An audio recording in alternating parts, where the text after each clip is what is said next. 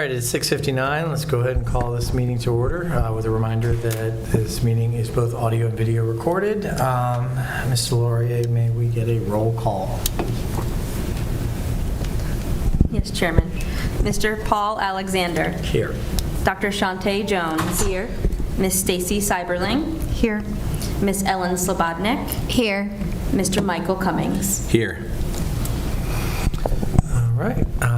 Dr. Jones, would you care to lead us in a moment of silence and the Pledge of Allegiance? Moment of silence.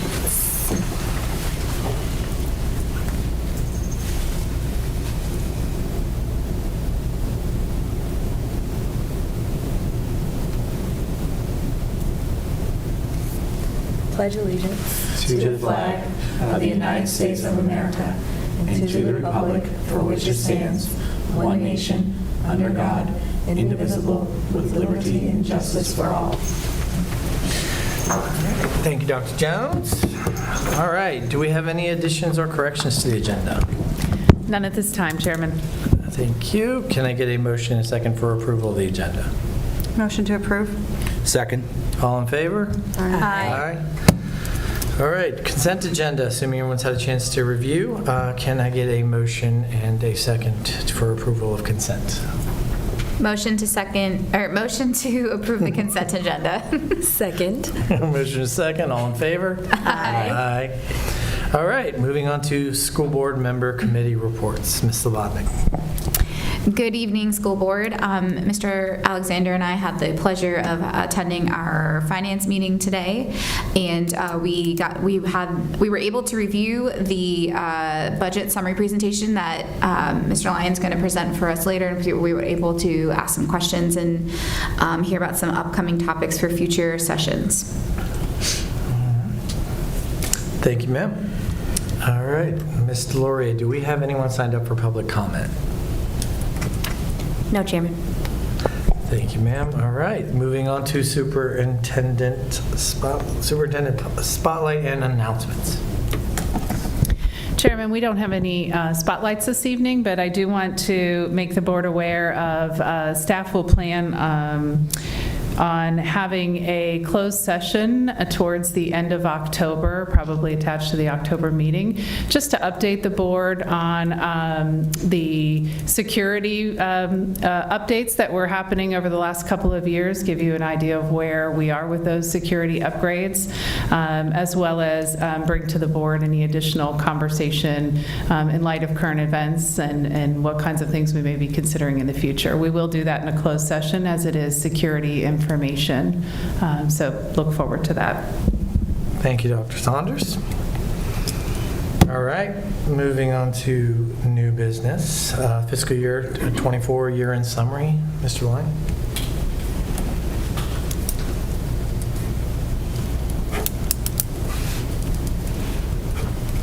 Good evening, Chairman Alexander, members of the board.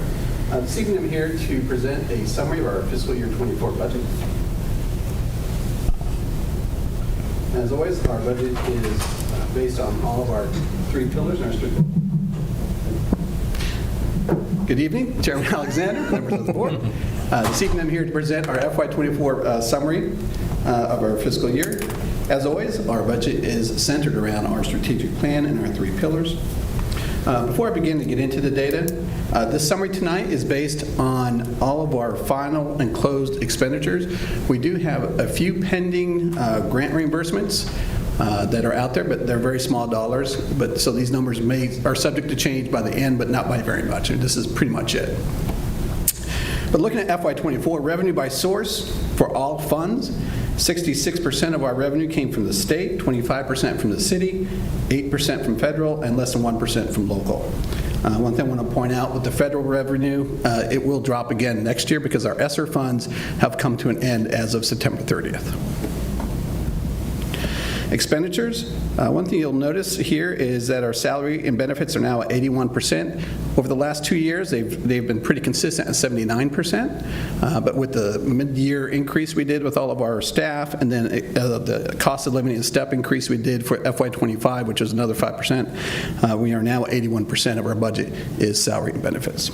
After that, materials and supplies at 7, purchase services at 6, and capital outlay other charges at 3. And use of funds is actually, I apologize for that, but it's less than 1%. To give an update on our CIP plan, as you see, we've been very busy this past year. The high school boys' locker replacement was carried over from 23. They had some punch list items left, so we had to pay for that last July. So we carried that over at $23,000. We replaced a bus. We had some final punch-out painting items on the roof that was replaced at the high school last July. We also replaced the air units on top of the high school last year for about $1 million there. And their chiller replacement, we did this spring. We did have some punch list items that will carry over into FY25. The Cora risers at the middle school were replaced. The previous ones were just getting to be unsafe. Outdoor lighting, if you have a chance to be down at Cougar or Manassas Park Elementary in the evening when the sun has gone down, you'll notice an improvement on the lighting on the backside of the building to eliminate the dark areas. Manassas Park Elementary, the huge glass window wall on the interior side, we experienced some leaks last fall, so Mr. Simpson contracted and had those windows resealed. All of them. We added playground fencing to the Manassas Park Elementary playground. We also added mulch to the bedding in the playgrounds at Cougar and Manassas Park Elementary for safety reasons.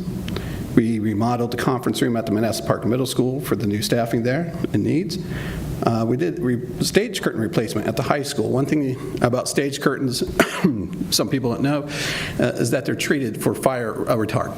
And they may look fine, but once that fire retardant treatment expires, you have to replace them. They're just not safe. And that was our situation there. We replaced water fountains at the middle school. The ones we had were creating unsafe conditions with water on the floor, so we switched to a different model. Heat pump replacements. The heat pumps we have down, I believe, at Cougar, and it might be the high school. They have the old refrigerant in them, so as they break down, we replace them with these replacements. We replaced the PA systems at Cougar Elementary and at the high school. Those systems now are up and running. They offer the staff, the administrative staff, more options with bell options, bell schedules, and so forth, and a lot of other neat options. We did a network software upgrade. We did network assessment. When we were having those challenges last fall, Mr. McCormick had a company come in and evaluate the architecture and make recommendations for improvement, and he's working on implementing those currently. Purchased student laptops. We began the architectural and engineering services for the replacement of the middle school roof, which we just completed this past July, but we started it earlier in the spring to get out to bid. And then we had an infrared roof assessment done. And what that is, it was a recommendation from the engineer for the roof project at the middle school to do a moisture test on the insulation underneath the existing roof to see if it was dry, and it was. And it saved us several hundreds of thousands of dollars in the project at the end because we didn't need to replace all the insulation. We were able to reuse it. So it was a good investment there. So over to the right, you'll see our beginning balances and the revenue that came in for the year. The actuals, we had a fund balance of $624,000. Okay. I'm not sure what that was. Okay. We had a $624,000 carryover from the city funds from the CIP from the previous year, and we had a $1.3 million carryover from the state school construction grant funds that were given to us in FY23. I want to speak for those for a minute. That $1.3 million from the state has very specific categories we can spend those monies on, and it's a restricted fund, so those funds carry over automatically each year. I do not have to ask the governing body to permit that. They have to let that roll over to the next year until the money is spent. The city funds, $624,000, any fund balance left over from the city funds, I do have to request. So when I present my FY25 budget amendment, you'll see me asking for that money to be rolled over into the FY25 budget from the FY24. And that's part of the long-range plan on the CIP also, is have that fund balance carry forward to offset expenditures in the future years, so we're not trying to fund everything in one year. So that's that. Then the revenue, the additional revenue we received in FY24, we had a matching state grant in addition to all that for $600,000. That was half of the air unit cost of the high school. We had to cover the other half of that with local funds. And then the city transfer, they added an additional $637,000 to our CIP plan for the FY24. So altogether, we had an additional revenue of $1.2 million in addition to the $1.9 in carryover, which brought us to a $3.1 million revenue balance in the CIP fund for '24. Then looking at our expenditures, we ended up spending $722,000 on the city expenditures and $600,000 on that matching grant. And then school construction grant funds, we spent $521,000 on for a total of $1.8 million in expenditures, which is the list I just read off.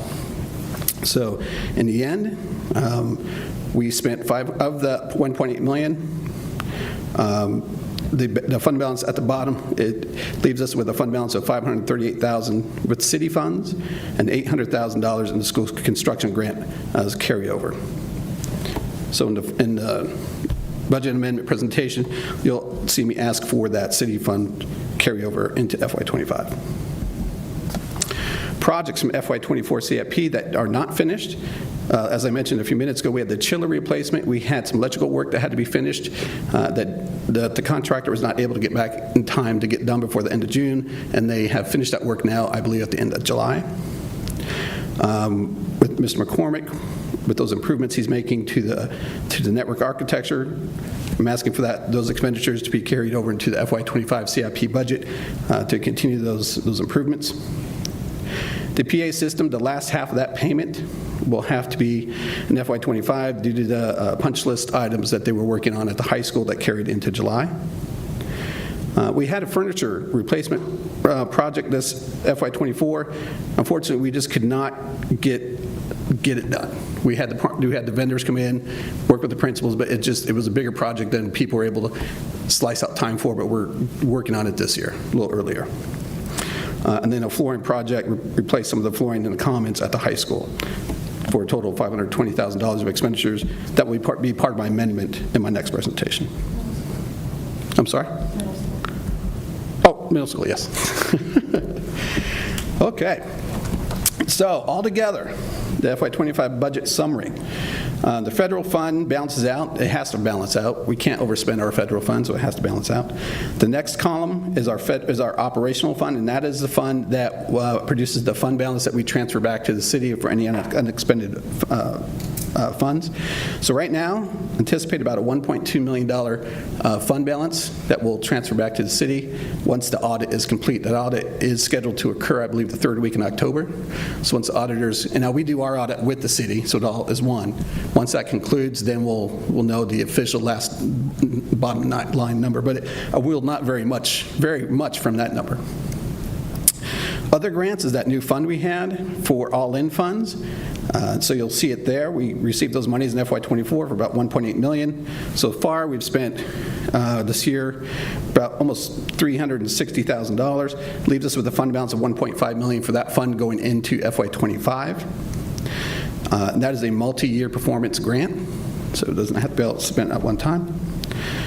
The medical trust is a retiree fund, and we have a $19,000 shortfall between expenditures and revenue, and that $19,000 is basically our required local effort. That's what we have to pay to cover the retirees.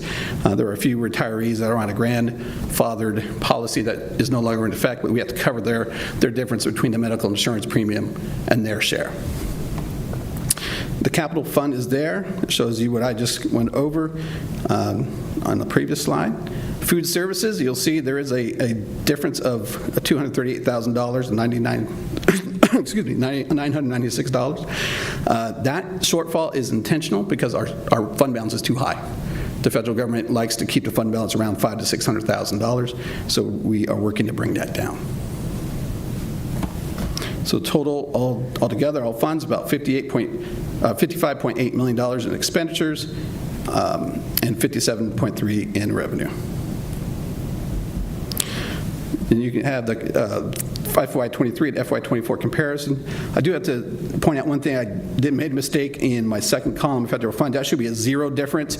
At the end, we had approval for a last-minute reimbursement, and I forgot to add the revenue up top for that last-minute reimbursement. So that's not $58,000 in the hole. It should be zero.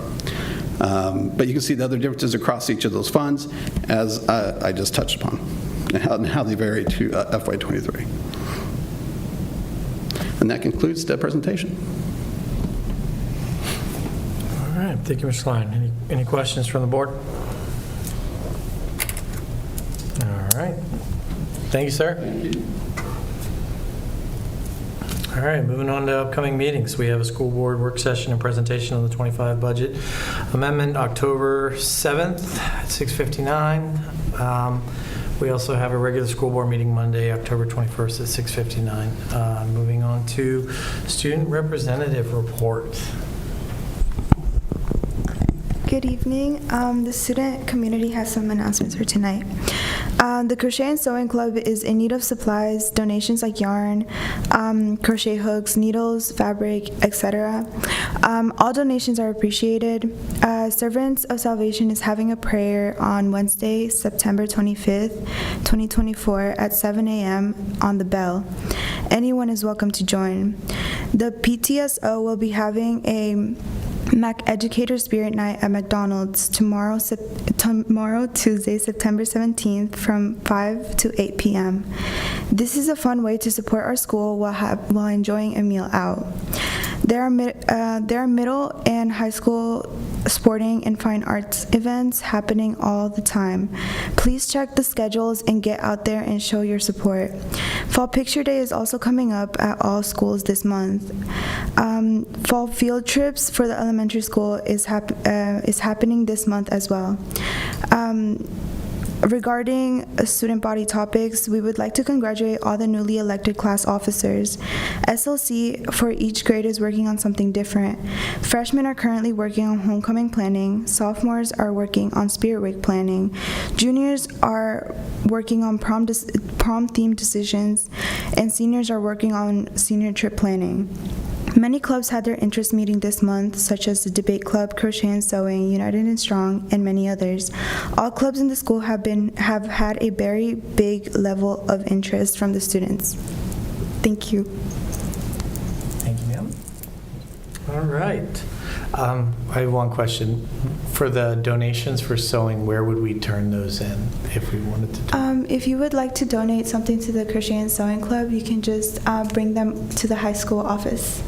Awesome. Thank you. All right. Moving on to board member comments. Start with Mr. Cummings. Sure. So I want to give an awesome congratulations to the high school marching band as well. I got to see them at Woodbridge Invitational. Their show was really well done. Huge compliments. It was really easy to follow, and the music itself was very enjoyable. I know they worked hard. Also, thank you for the budget. A bit mind-boggling, but you do a great job. Thank you. And it's awesome to see the students really getting involved. So awesome. Thank you for that report. I have no comments this evening. Thank you, ma'am. Ms. Slobodnik. I also have no comments. Cyberlink. Please come support the PTSO at McDonald's. It's a lot of members that are really excited about getting the PTSO off the ground and get some funding so they can do some great things for our student body. All right.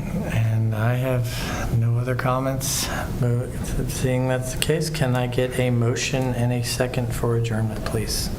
Motion to adjourn the meeting. Second. Motion and second. All in favor? Aye. Aye. All right. Meeting is adjourned. Thank you all.